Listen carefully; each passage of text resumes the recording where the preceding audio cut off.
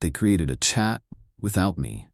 There were photos, videos, inside jokes, and worst of all, the truth. Everyone knew except me. It started in late February when Emma and I were 3 months into an almost perfect relationship. She'd been texting me nonstop between classes, sending me selfies with that mischievous smile I fell for, and promising a surprise at the spring carnival. I was blissfully happy until little moments began to chip away at that perfect illusion. It was a Wednesday afternoon in the student lounge when I first noticed it. Our friend group, Tyler, Mia, Jordan, and Emma, were huddled around Mia's phone, snickering. I waved at them, grinning, but their laughter froze. Tyler flipped the screen away just as I leaned in. "What's up?" I asked, plopping into the empty chair. They shrugged, their shoulders stiff. Jordan muttered something about a meme I'd never get, and the conversation shifted to weekend plans. Emma caught my eye, her smile too bright. "Just a silly group chat joke," she said, but her voice trembled. I laughed it off. Why wouldn't I? Over the next week it became routine. Phones flickered closed when I approached. Tyler's Snapchat streaks reset whenever I walked in the room. Mia's Snapchat story comments disappeared as soon as I arrived. Emma's phone screen always faced down on the table, like a trap I wasn't allowed to fall into. I trusted her, loved her, but a knot slowly formed in my stomach. One night, I came home later than usual from the campus library. Text from Emma, "Hey babe, hope you had a good study sesh." But then a second text. "Also, you want to come over tomorrow night? I'm ordering pizza." It felt routine until the next morning when her Snap story showed her in the common room of Jordan's apartment building, surrounded by the same friends who'd been so cold all week. Tagged, "Girls' night," she wrote, "yet I never got an invite." I stared at that story, my heart bouncing in my throat. Girls' night with my girlfriend and my friends without me? Something snapped. I confronted her in person. We met by the fountain outside McKinley Hall. The campus was buzzing, students on skateboards, vendors selling hot dogs, but all I felt was a vacuum. "Why didn't you tell me about girls' night?" I asked, voice trembling. She blinked, brushing a lock of hair behind her ear. "It was just us hanging out. I thought you'd be too tired." I pressed. "Then why wasn't I invited?" She sighed, eyes flicking away. I thought, never mind. Her answer, or lack of one, hurt more than any accusation. That was the night I started looking for clues. I remembered my roommate's old laptop, still logged into our shared family account, her family account, since Emma and I had moved in together for the semester. I borrowed the laptop under the guise of doing laundry. When I powered it on, it popped straight into Chrome, and there was a notification badge on Messenger. 17 unread messages. My heart thundered as I clicked. The name of the chat was innocuous, spring break plans. But it wasn't about the beach. At the top of the list was a pinned photo album of Emma and some guy named Ryan at a concert, captioned "BFFs Forever." I scrolled through snapshots, Ryan's arm draped over Emma's shoulders, their whispering and laughing. Next, a video clip of them singing karaoke, Emma's head tilted back as Ryan's hand found her waist. Inside jokes flashed across messages. "Remember Cancun?" That night was wild. I remembered canceling our spring break trip because my mom's surgery drained our savings. They'd gone anyway. My mind raced. How could she hide all this? I felt sick, dizzy, like I might pass out. I didn't respond in the group chat. I just closed the laptop, my chest tight. I stepped outside into the cool night air, breathing hard. Was this real? Or was I imagining betrayal in every message she'd ever sent me? Over the next 2 days, I became an expert hunter. I watched her Instagram likes to see who she followed most. I hovered near her phone when she left it unlocked, catching glimpses of 50+ unread threads titled "Weekend Getaway." I overheard her on the phone, whispering after midnight, voice softer than I'd ever heard. Every discovery cut deeper. When I finally had the courage to confront her again, I found her in the quad, reading a textbook, sunlight dappling her hair. I walked up, my throat dry. "Emma," I began, but she looked up with that same beautiful trust I used to bask in. She frowned. "What's wrong?" I held her gaze. "I know about Ryan." Her eyes widened, panic flashing, then something colder slid in. Defense. "You don't know anything," she whispered. My jaw clenched. "Don't lie." She shook her head. It's not what you think." But it was exactly what I thought. Betrayal. A knife twisting in my chest. I walked away without another word. My stomach churned. but I felt free in a twisted way. The illusion shattered. I saw everything differently. That night, I packed my things, slept on the couch in our living room. I just stared at the ceiling, replaying every moment, her laughter, our kisses, her touch, and realizing they'd all been staged with more than one audience in mind. I didn't scream. I didn't fight. I felt hollow and numb, and somewhere in that emptiness, I knew nothing would ever be the same. I woke up the next morning to an empty apartment, the couch beneath me still imprinting the shape of my body. The sunrise filtered through the blinds, and for a moment I thought I could go back to sleep, pretend none of it had happened. But my phone buzzed with a text from my mom. "Good morning, honey. Did you sleep well?" My chest tightened. How could I tell her I'd spent the night beside someone who had betrayed me? I didn't answer. I showered as though I were scrubbing off more than dirt. The hot water washed over me, but I felt frozen. My skin goosebumped despite the steam. I noticed my reflection in the fogged bathroom mirror. Dark circles under my eyes, jaw clenched so tight it ached. My hoodie felt heavy, like armor I never asked for but couldn't take off. The walk to class was surreal. I passed Emma's favorite coffee cart and gulped air as though I were choking. The barista called out, "Hey, Alex, your usual?" And I just shook my head. I wanted something to taste normal. Instead, I bought a black tea I never drank and held it like a lifeline. In Econ 101, I sat in the back row and watched as Jordan, Mia, and Tyler trickled in together, laughing, whispering. Their eyes flicked toward me, then away. It felt like they were looking at a stranger. I flipped open my notebook, scribbled the day's date, March 15th, and stared at the blank page. Supply and demand curves blurred before me. I found myself doodling a chat bubble with a lock on it. No point in pretending to take notes. At lunch, I retreated to the library basement where the desks were tucked away from prying eyes. I texted one friend, Justin, the quiet kid from freshman year, simply, "Can we talk?" His reply came almost instantly. "Meet me at the bridge by Athletic Center in 10. Relief washed over me. I could use a real conversation. Justin was waiting, earbuds dangling. He patted the railing beside him. I sat down, heart pounding. He sighed, then said, "I saw what happened with Emma." His words hit me harder than any confession. "I'm sorry, dude. I heard some of the guys talking." He paused, then ran a hand through his hair. "They didn't know you would find out. But, yeah, she and Ryan, they've been messing around since February." I felt a wave of nausea. "Why didn't anyone tell me?" I whispered. Justin shrugged, eyes downcast. "I guess they thought it was none of our business, or they were too caught up in the drama." He looked at my face and added softly, "We tried to warn you. Mia slipped up once, said something at that Snapchat story, but I think nobody wanted to step on Emma's toes." His confession was both balm and salt. At least I wasn't completely alone, but the weight of their silence pressed down on me. "Thanks," I said, voice cracking. I needed to hear that. Over the next week, I slipped into a new routine. I kept my head down in classes, volunteered for extra assignments so teachers would notice me, anything to distract from the whispers behind my back. I started going to the gym at odd hours, lifting weights until my arms burned, desperate to feel something other than betrayal. My appetite disappeared. I lived on black coffee and granola bars. One evening, I decided to clear the air with Emma once and for all. I texted her, "Can we talk tomorrow? I'm done sneaking around." She replied immediately, "Sure, let's meet at the campus quad at 5. My stomach churned as I headed there, clutching a notebook with a list of questions I'd written down. She was already there when I arrived, hair pulled into a messy bun, eyes red. She stood when she saw me. I opened my mouth, but the words tangled. Finally, I said, "Why?" She blinked back tears. "I'm sorry," she whispered. "I never meant to hurt you." I felt anger flare. "So it was never about us, about me?" She shook her head, voice barely audible. I felt invisible. "You were so wrapped up in everything, grades, family, your future, but I needed someone to pay attention." My chest constricted at her words. I realized then that her betrayal wasn't just physical, it was emotional negligence on both our parts. We had fallen apart long before the photos and secret chats. I closed the notebook. "Goodbye, Emma." I turned and walked away, each step lighter than the one before. My heart ached, but it didn't shatter.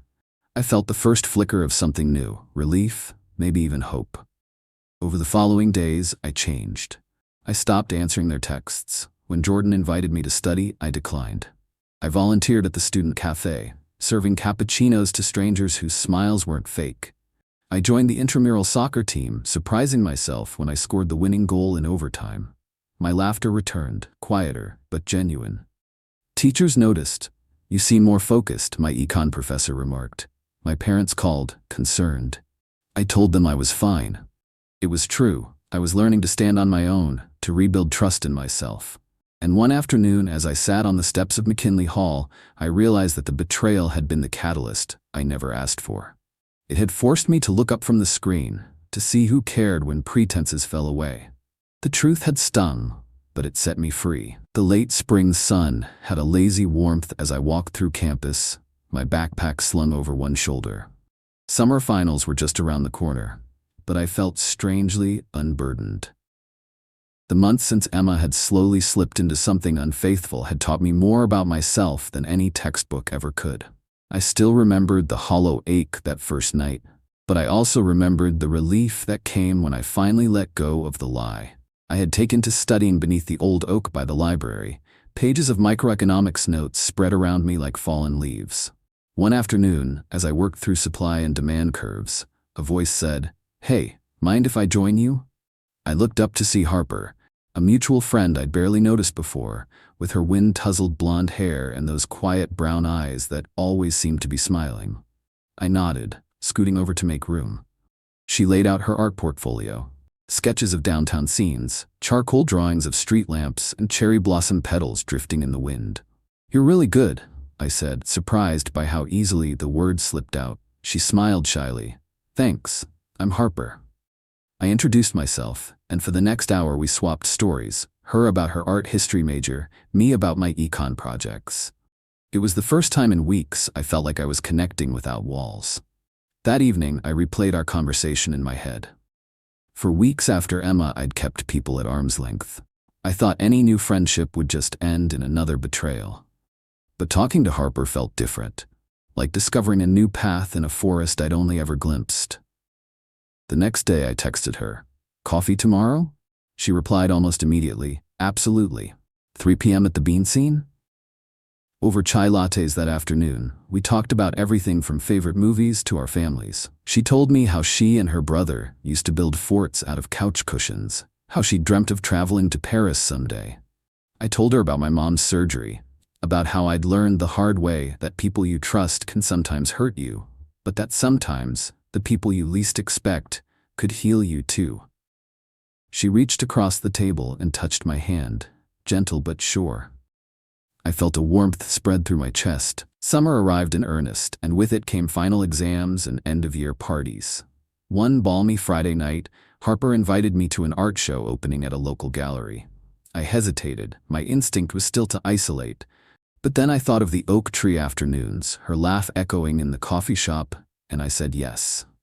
At the gallery, we wandered through rooms filled with canvases bursting with color, abstract waves of turquoise and magenta, portraits that seemed to peer into your soul. We lingered before a piece of a solitary figure standing at the edge of a cliff, hair whipping in a storm. Harper whispered, "That's me." I named it Leap of Faith. I swallowed, realizing how far I'd come, from the brink of betrayal to the edge of possibility. Later, as we walked under fairy lights strung across the courtyard, she paused and looked at me. "You've changed," she said softly. I nodded, thinking of the Alex who'd sat alone on the couch months ago, too wounded to trust. "I have," I admitted. "And I'm glad." By the end of summer, I'd volunteered at the local youth center, tutoring high schoolers in math. Teaching them reminded me of why I'd chosen economics, to understand how people make choices, how incentives work, but more importantly, how we recover from setbacks. I watched a shy freshman beam when she finally understood how to graph a function. I saw in her that same spark of hope that had rekindled in me. When the new semester began in late August, the campus felt unfamiliar yet inviting. I'd switched my major to behavioral economics, combining my love for numbers with a deeper interest in psychology. My mornings were spent in lectures, my afternoons in the studio with Harper, sketching campus scenes and dreaming up new projects.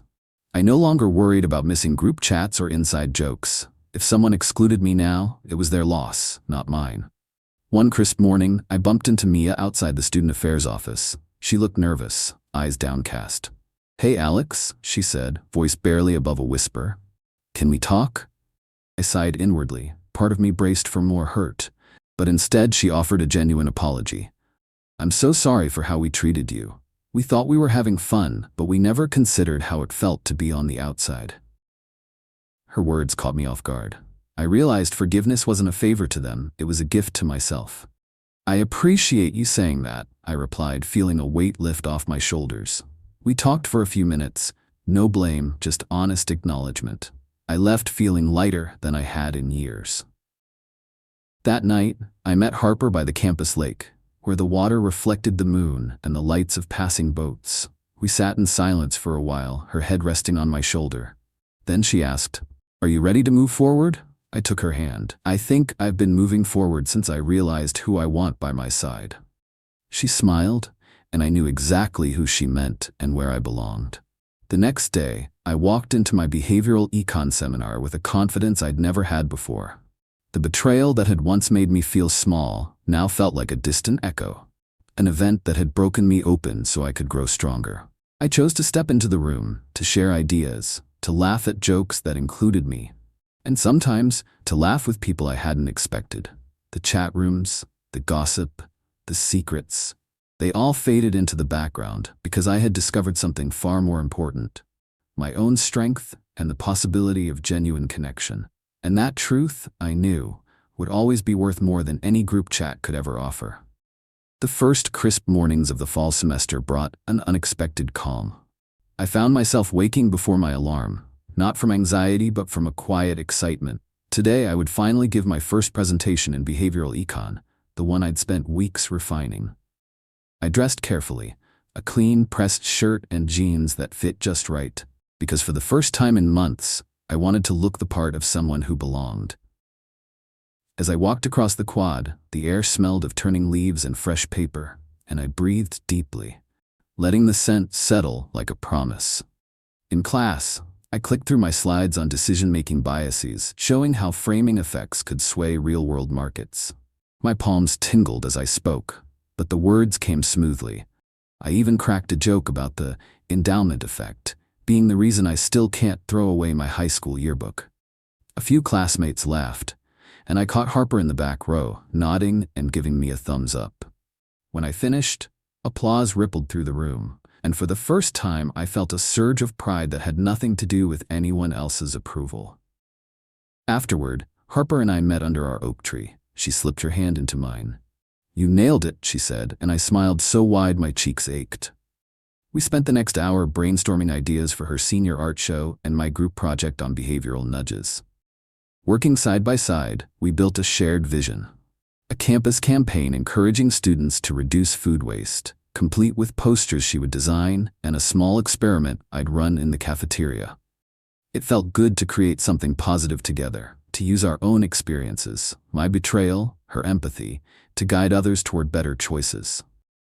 In late October, we launched Take What You Need, a simple table by the dining hall loaded with pamphlets and empty to-go containers. I invited everyone I knew, Justin, even Jordan, daring to believe they both might show. At first, people eyed us curiously. Some took a pamphlet, some grabbed a box, and a handful stopped to talk about the story behind the experiment.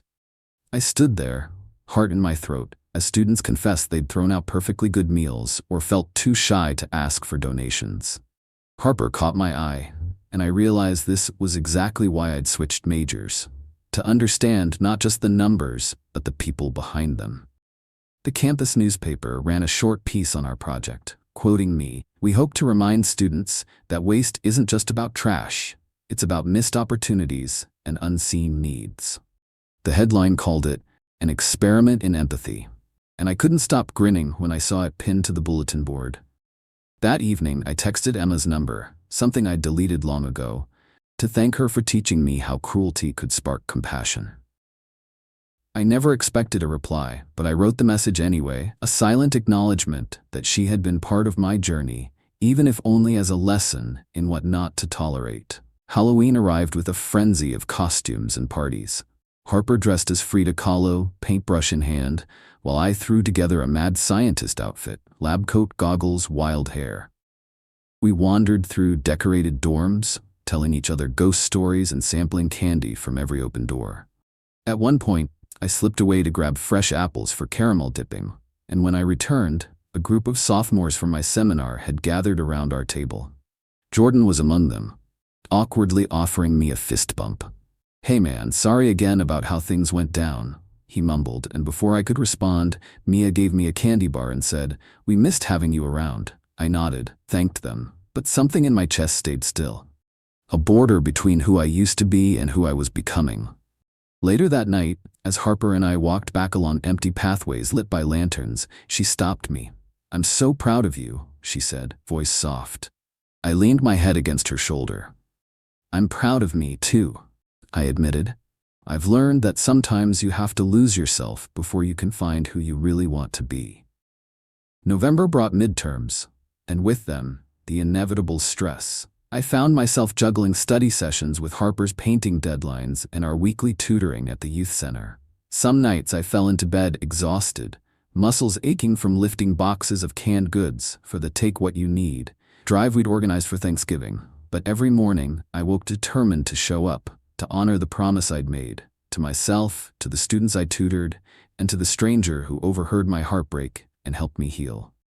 One late afternoon, as I checked the final counts of our food waste experiment, my phone buzzed with a notification I never expected. A group chat invitation from Tyler, Mia, Jordan, and even Emma, titled Fall Reunion. I stared at the screen, heart thundering. Their message read simply, "We want you back. Dinner Friday? We'll talk. Promise." I thumbed the decline button, then paused. The cursor hovered as I weighed years of laughter and betrayal, of silent jokes and cold shoulders, against everything I'd become since. I pocketed my phone and sank onto a nearby bench, autumn leaves swirling at my feet. The temperature dropped, but inside me something had warmed. Clarity. I realized that the door they were holding open wasn't an invitation to return, but a test to see if we'd changed places, if I'd become as callous as they once were. I looked up at the sky, swirling clouds tinted orange by the setting sun, and for the first time I didn't need to respond.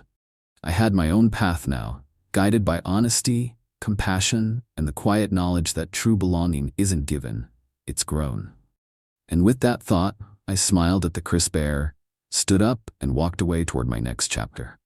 By the time December rolled around, I could feel the semester winding down, and myself winding up. Finals loomed, but somehow I felt calm. My routine had settled into something surprisingly simple. Morning lectures on behavioral economics, afternoons sketching with Harper in the art studio, evenings tutoring at the youth center, or meeting with student government to plan next semester's sustainability initiatives. I'd even started a little blog, a mix of personal essays and infographics, on how small daily choices can ripple through a campus community. It wasn't a huge audience, but every comment or share reminded me that I could be heard without hiding behind memes or secret chats. One chilly evening after a long tutoring session, I trudged across the quad beneath strings of lights and frost-kissed grass.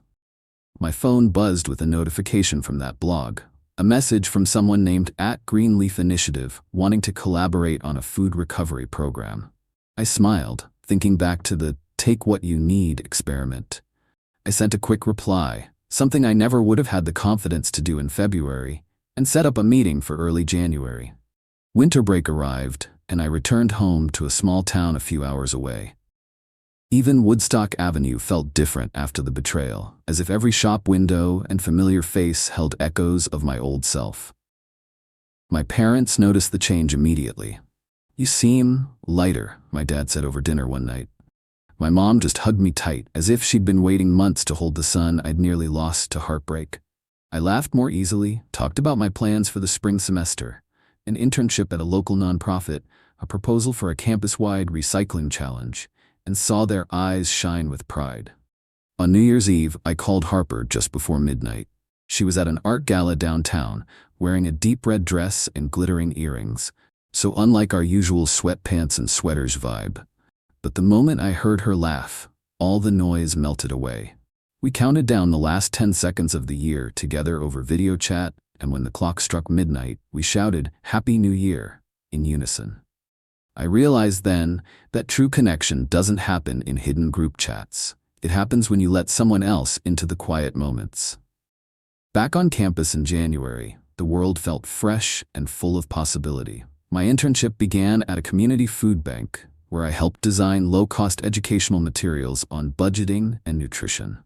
It combined everything I'd learned in econ class, data analysis, clear messaging, with the empathy I'd honed after my own experience of exclusion.